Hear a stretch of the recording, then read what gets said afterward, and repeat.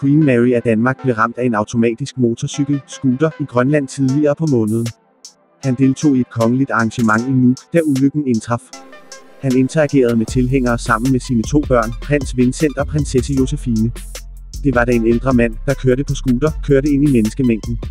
New York Post rapporterede, at dronningen faldt efter at have mistet balancen.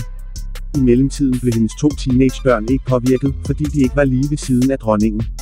Sikkerhedsbetjente tilbageholdt straks den uidentificerede scooterfører. Han forklarede, at han ikke havde til hensigt at slå dronningen. Hans scooter accelererede pludselig uden for hans kontrol. I mellemtiden bekræftede det kongelige kommunikationskontor, at dronningen ikke kom til skade. Queen Mary blev født i Hobart, Tasmanien.